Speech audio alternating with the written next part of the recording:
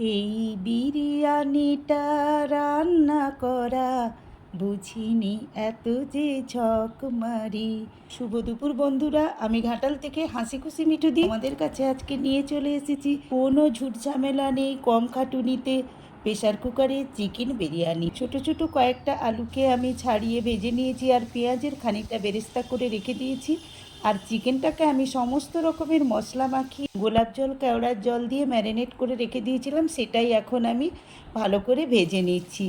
অল্প আছে আমি আস্তে আস্তে সব চিকেনগুলো ভেজে নিয়েছিলাম। তারপরে ওই তেলের মধ্যে বেশ কিছুটা গোটা গরম মশলা আমি দিয়ে দিয়েছিলাম আর তার সাথে দিয়ে দিয়েছিলাম গোটা গোটা শুকনো লঙ্কা।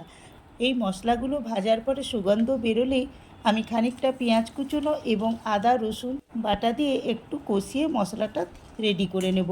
তো বন্ধুরা, এখনও পর্যন্ত তোমাদের কেমন লাগছে এই পদ্ধতিটা আমাকে কমেন্ট করে জানাবে।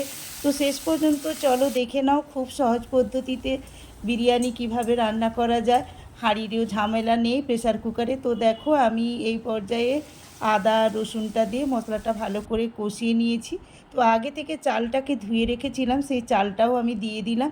দিয়ে আরও একটু ভালো করে নেড়ে চেড়ে হলুদ আর লঙ্কার গুঁড়ো দিয়ে বেশ ভালো করে আমি চালটাকে ভেজে নেব এবং মশলাটা মিক্সড করে নেব। তো একটু এই পর্যায়ে আমি একটু ঘি দিয়ে নিচ্ছি। তো ঘি দেওয়ার পরে আমি প্রয়োজন মতো নুন দেব এবং খানিকটা চিনিও দেব। তো দেখো বন্ধুরা, আমার মশলার সঙ্গে পুরো চালটা ভালো করে নাড়া হয়ে গেছে। এখন আমি একটু বিরিয়ানি মশলা দিয়ে দিলাম। মশলাটা আবারও আমি ঘি একটু দিয়ে ভালো করে চালের সঙ্গে নেড়ে চেড়ে অল্প একটু ব্যালেন্স করার জন্যে চিনি দিয়ে দিলাম। তো এইবারে দেখো প্রেসার কুকারের মধ্যে আমি তেল বুলিয়ে তেজপাতা বিছিয়ে দিলাম। এইবারে দিয়ে দেবো আমি মশলা মাখানো চালটা। তো মশলা মাখানো চালটাকে একটা স্তর দিয়ে ওর উপরেই আমি দেখো ভাজা চিকেনগুলোকে দিয়ে দিয়েছি। তার উপরে দিয়ে দেবো খানিকটা পেঁয়াজের বেরেস্তা। তার উপরেও আমি দেব আবারও এক স্তর চাল।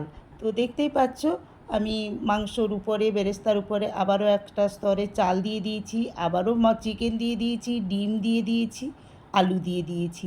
ডিমগুলো আগে একটু ভেজে নিয়েছিলাম হলুদ নুন দিয়ে। এবারে যেটুকুনি চাল ছিল সবটাই আমি উপরে দিয়ে দিলাম। তারপরে এসো জলের পালা। কাপ চাল থাকবে তার ডবল কাপ জল দিতে হবে। তো আমার ছিল 6 কাপ চাল, তাই 12 কাপ জল দিয়ে দিয়েছি।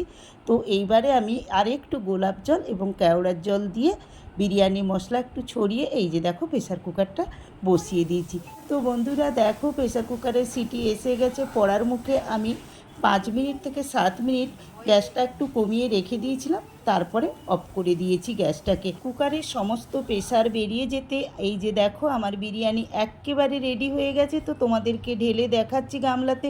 তো দেখো কী সুন্দর ঝরঝরে হয়েছে। তো আরেকটু পরে একেবারে ঝরঝরে হয়ে যাবে।